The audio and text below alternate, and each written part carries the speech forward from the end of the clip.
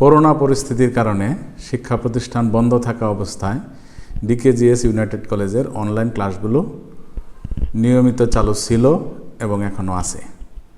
ক্লাসগুলো কলেজের নিজস্ব ইউটিউব চ্যানেল ডিকেজিএস ইউসিটিভি বাংলায় আপলোড করা আছে। প্রিয় শিক্ষার্থীরা, তোমরা চ্যানেলটিকে সাবস্ক্রাইব করে সংযুক্ত থাকবে আশা করছি। সুপ্রিয় শিক্ষার্থীবৃন্দ, 2020-21 শিক্ষাবর্ষের ছাত্রছাত্রীদের অনলাইন ক্লাসে স্বাগতম। আজকে অনলাইন ক্লাস হওয়ার কথা ছিল না, বৈশ্বিক করোনার জন্য আজকে আমরা অনলাইন ক্লাসে সবাই আসছি লেখাপড়ার ক্ষতিকে পুষিয়ে নেওয়ার জন্য। তোমরা আমাদের সাথে থাকবে যাতে আমরা পড়াশোনাটা চালিয়ে নিতে পারি। আমি অসিত চন্দ্র সরকার, প্রভাষক, হিসাব বিজ্ঞান বিভাগ, ডিকেজিএস ইউনাইটেড কলেজ। আজকে তোমাদের আমি হিসাব বিজ্ঞান বিষয়টা পড়াবো। হিসাব বিজ্ঞান আমরা যে পড়াবো, তোমরা কমার্সে যারা ভর্তি হয়েছ সবাই কমার্সের ছিলে না, কেউ মানবিকে এসএসসি পাশ করেছ, ইন্টারমিডিয়েটে বাণিজ্য বিভাগে ভর্তি হয়েছ, তোমরা ব্যবসা শিক্ষা গ্রুপ থেকে তোমরা পড়াশোনা করবে। সেই জন্য তোমাদের জন্য এবং যারা ব্যবসা শিক্ষায় গ্রুপে ছিল তাদের প্রত্যেকের জন্য আমাদের ক্লাসগুলা একদম শুরু থেকেই হবে, যাতে প্রত্যেকেই ব্যবসা শিক্ষায় যেইখান থেকে ক্লাস শুরু হয় সবাই আমরা বুঝতে পারি। এটা আমরা সেই বিষয়টা মাথায় রেখেই তোমাদের ক্লাস দেব। আজকে আমরা যে বিষয়টা পড়াবো হিসাব বিজ্ঞান। হিসাব বিজ্ঞান কি?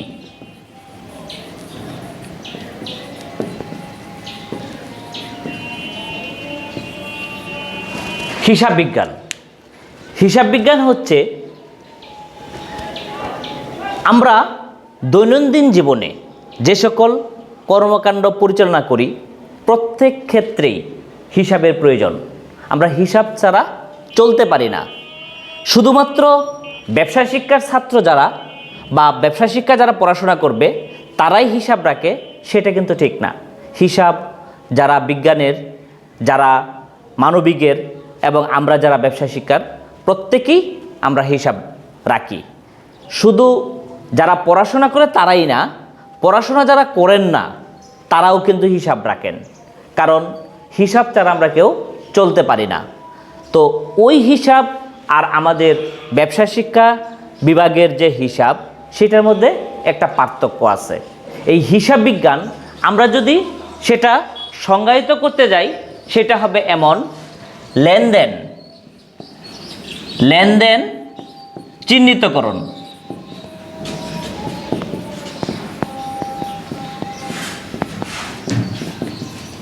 লিপিবদ্ধকরণ,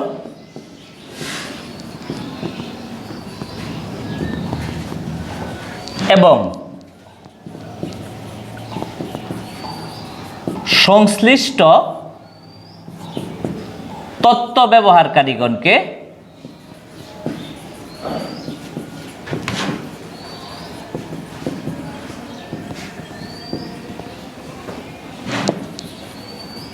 তথ্য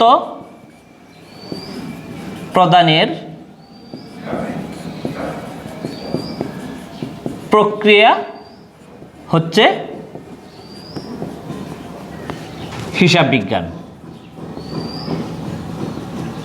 তাহলে আমরা হিসাব বিজ্ঞান বলতে কি বুঝি, আমরা একটা সংজ্ঞার মাধ্যমে দেখলাম।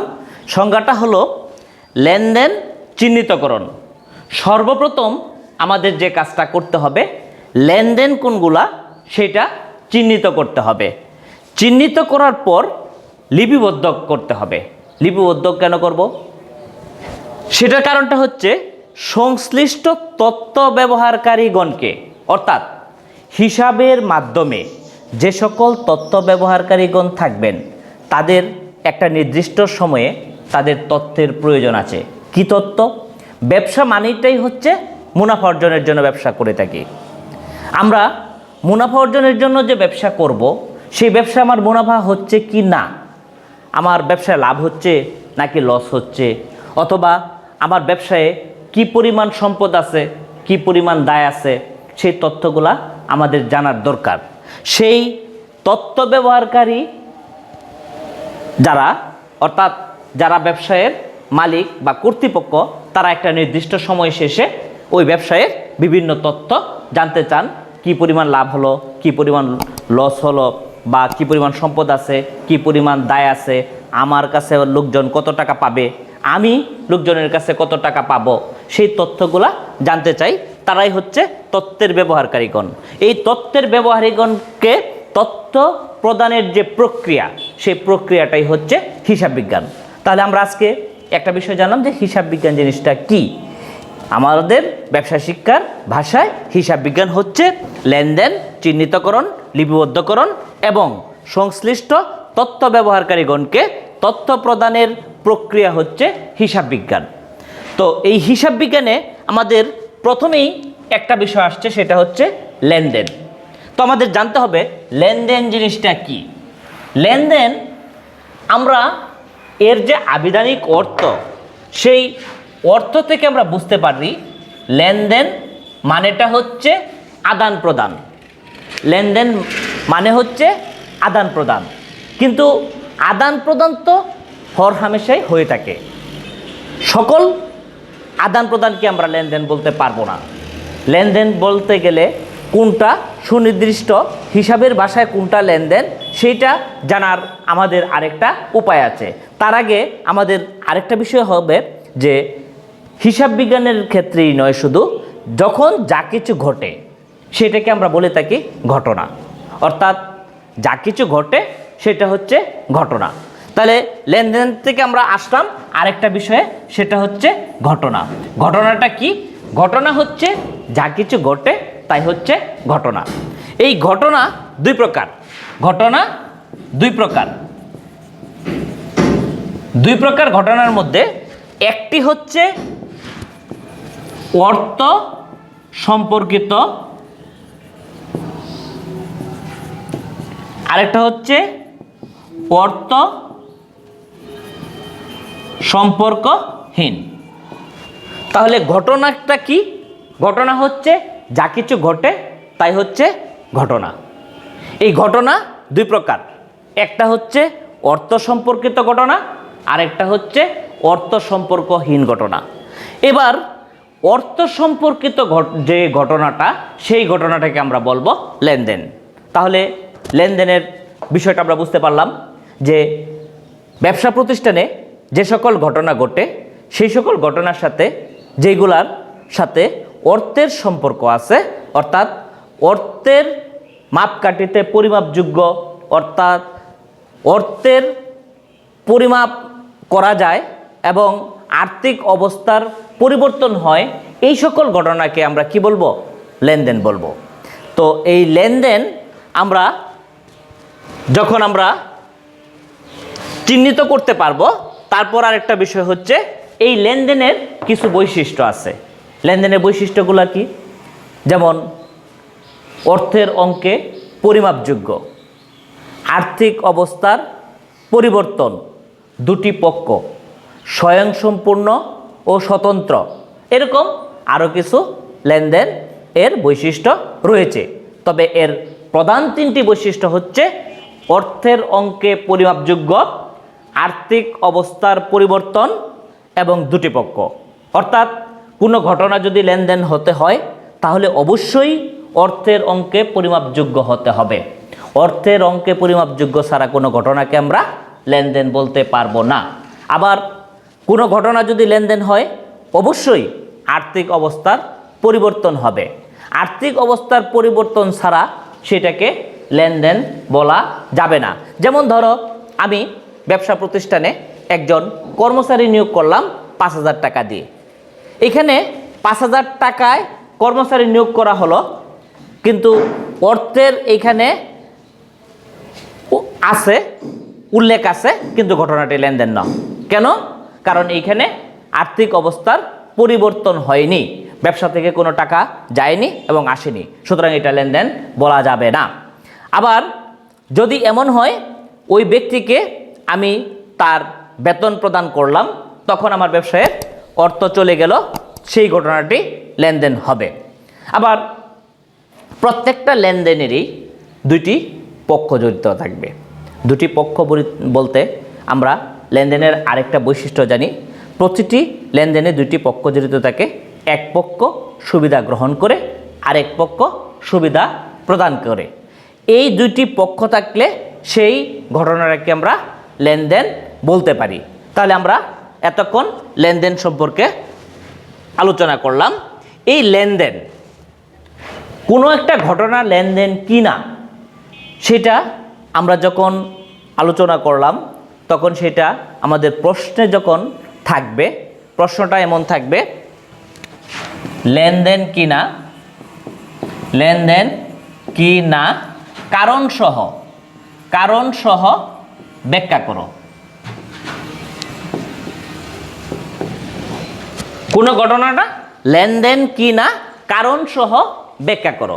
যখন কারণ সহ ব্যাখ্যা করতে বলবে, তখন আমাকে আরেকটা বিষয় লক্ষ্য করতে হবে, আমাদের লেনদেন কি না তা প্রমাণ করার দুইটা পদ্ধতি আছে। একটা হচ্ছে সনাতন পদ্ধতি, আরেকটা হচ্ছে আধুনিক পদ্ধতি। একটা সনাতন পদ্ধতি, আরেকটা আধুনিক পদ্ধতি। তো এই ক্ষেত্রে সনাতন পদ্ধতিতে লেনদেন কিনা আমরা সেটা যখন আলোচনা করব, যেমন ধরো একটি ঘটনা, জনাব হাসান 10,000 টাকা নিয়ে ব্যবসা শুরু করলেন।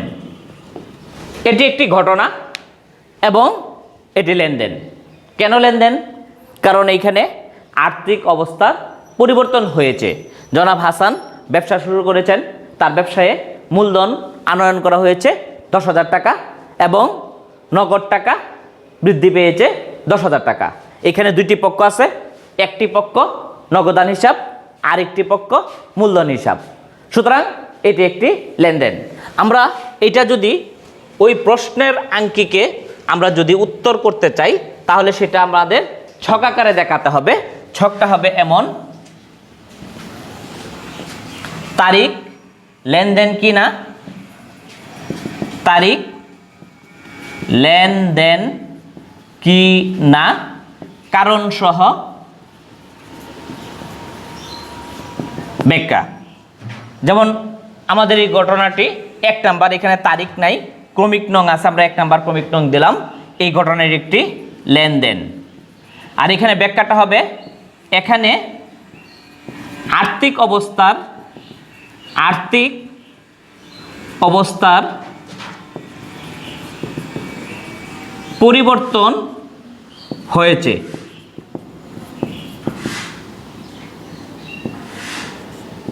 এখানে নগদ টাকা বেড়েছে এবং মূলধন বেড়েছে, তাই এটি কি লেনদেন। তাহলে এটা কোন পদ্ধতিতে আমরা ব্যাখ্যা দিলাম? এই ব্যাখ্যাটা হলো সনাতন পদ্ধতি।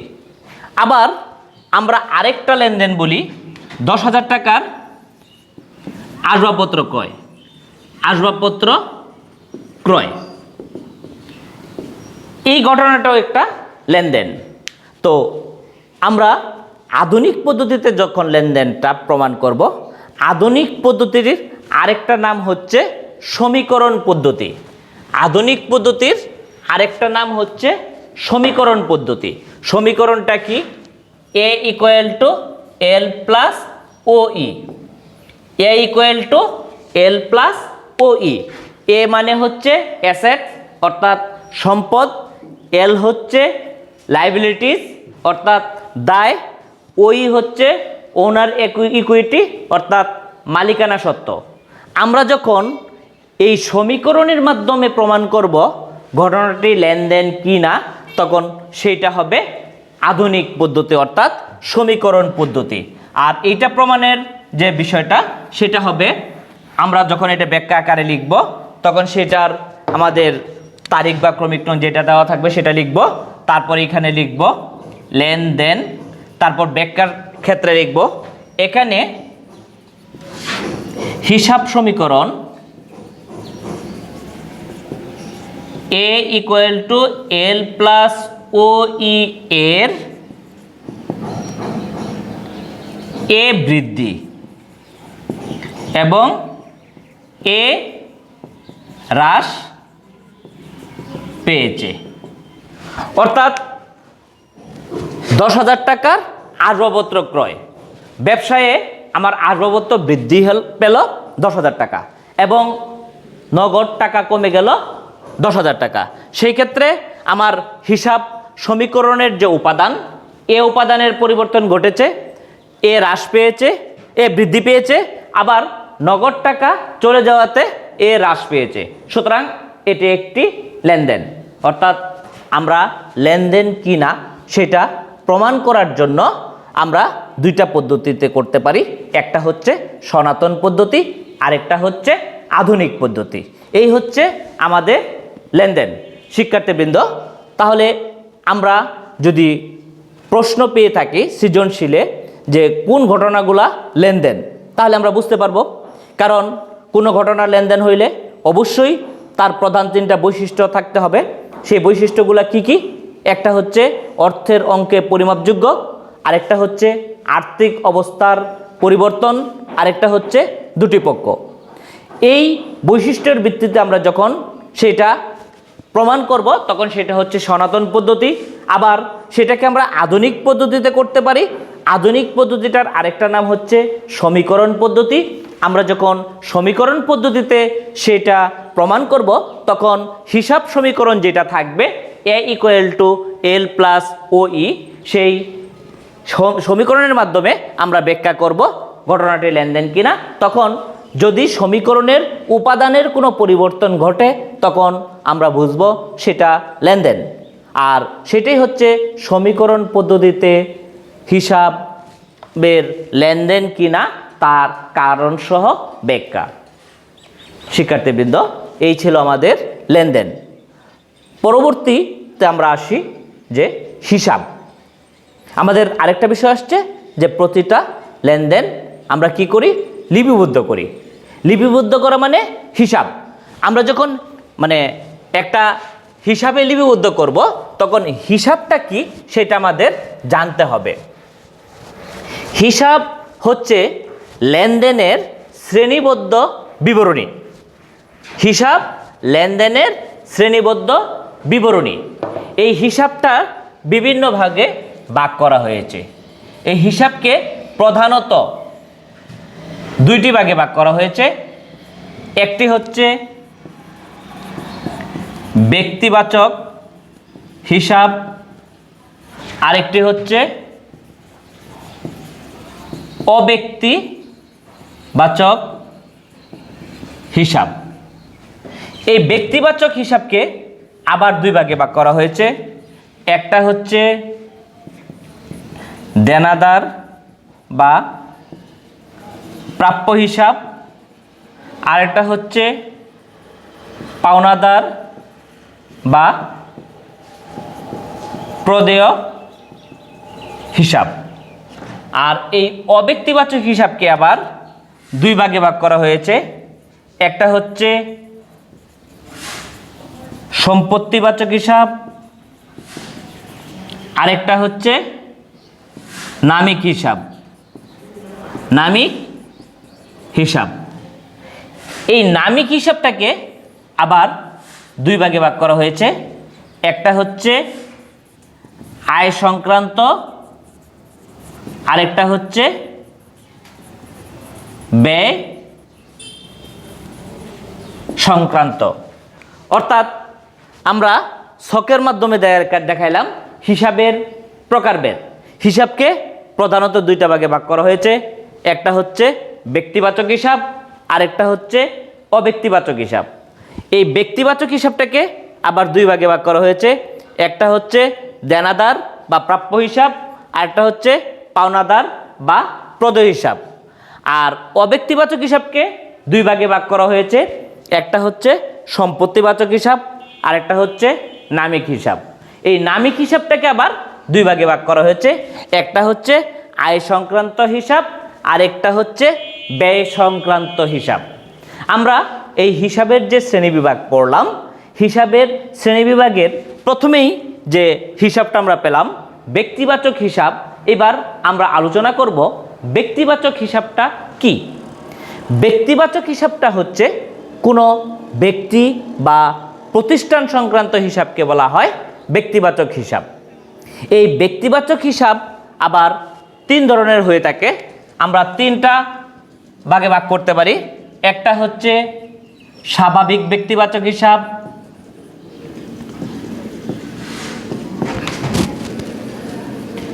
আরেকটা হচ্ছে কৃত্রিম ব্যক্তিবাচক হিসাব, আরেকটা হচ্ছে প্রতিনিধিত্বমূলক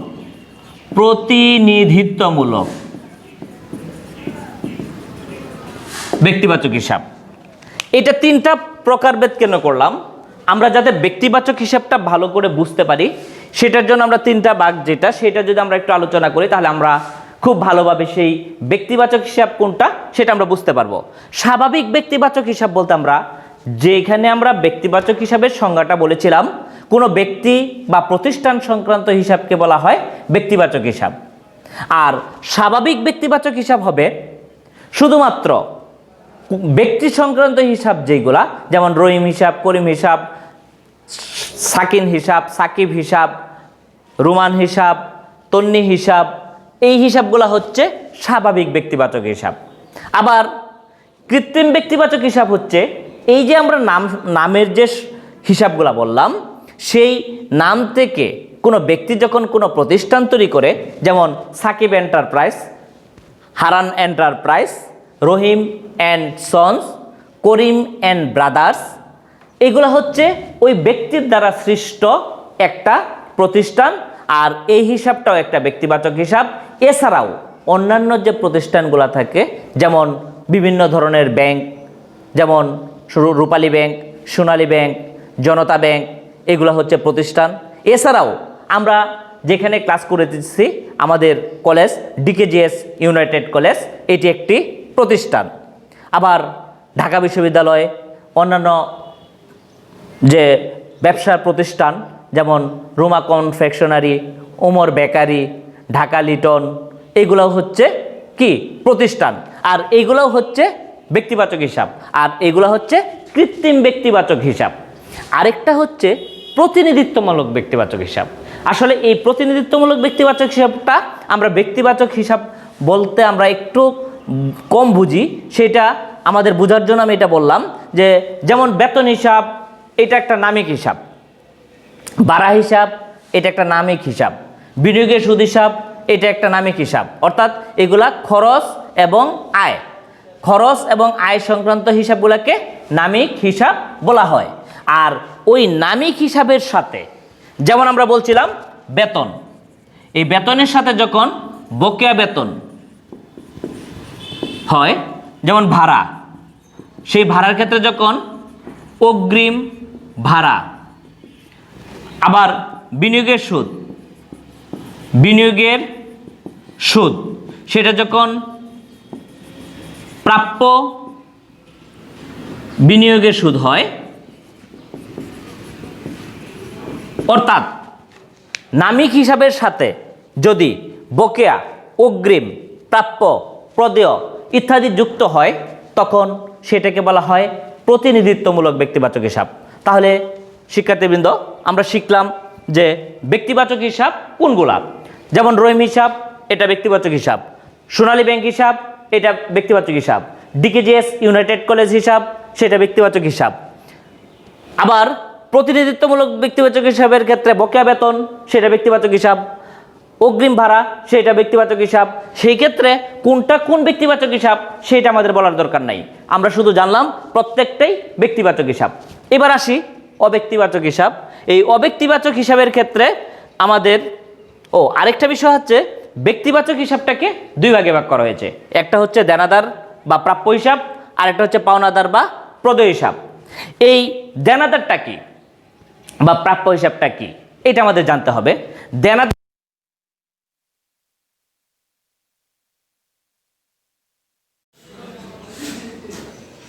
দেনাদার বা প্রাপ্য হিসাবটা কি? দেনাদার হচ্ছে এমন কেউ আমার কাছ থেকে সুবিধা গ্রহণ করেছে, আমি তার কাছে টাকা পাবো, অর্থাৎ আমি তার কাছে টাকা পাবো, সেটা হচ্ছে সম্পদ। আর পাওনাদার বা প্রদেয় হিসাবটা কি? পাওনাদার বা প্রদেয় হিসাব হচ্ছে আমি কারো কাছ থেকে সুবিধা গ্রহণ করেছি, সে আমার কাছে টাকা পাবে, সেটা হচ্ছে পাওনাদার, অর্থাৎ আমাকে পরিশোধ করতে হবে, সেটা হচ্ছে দায়। অব্যক্তিবাচক হিসাব, অব্যক্তিবাচক হিসাবকে আবার দুই ভাগে ভাগ করা হয়েছে, একটা হচ্ছে সম্পত্তিবাচক হিসাব আর একটা হচ্ছে নামিক হিসাব। সম্পত্তিবাচক হিসাবটা কি? যাবতীয় সম্পত্তি সংক্রান্ত হিসাবকে বলা হয় সম্পত্তিবাচক হিসাব। এই সম্পদটা কি সেটা যদি আমরা সংজ্ঞায়িত করতে যাই, আমাদের এটা দুইটা দৃষ্টিকোণ থেকে আমরা সংজ্ঞায়িত করতে পারি। একটা হচ্ছে হিসাব বিজ্ঞানের ভাষায় আর একটা হচ্ছে অর্থনীতির ভাষায়। অর্থনীতির ভাষায় সম্পদ হচ্ছে কোনো দ্রব্য বা বস্তু যেটা উপযোগ আছে এবং অভাব পূরণের ক্ষমতা আছে, সেটাকে বলা হয় সম্পদ।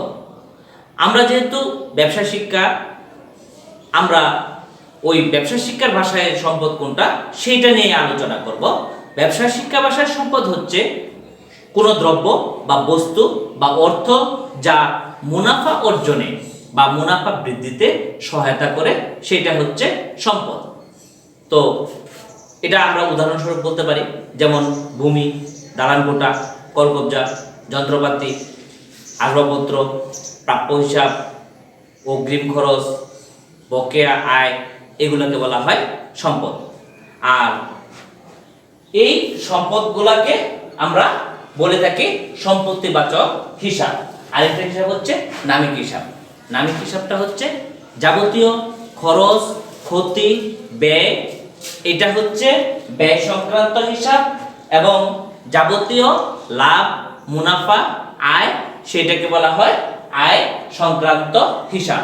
অর্থাৎ যাবতীয় খরচ, ক্ষতি, ব্যয়, লাভ, আয়, মুনাফা, এই সংক্রান্ত হিসাবগুলোকে বলা হয় নামিক হিসাব।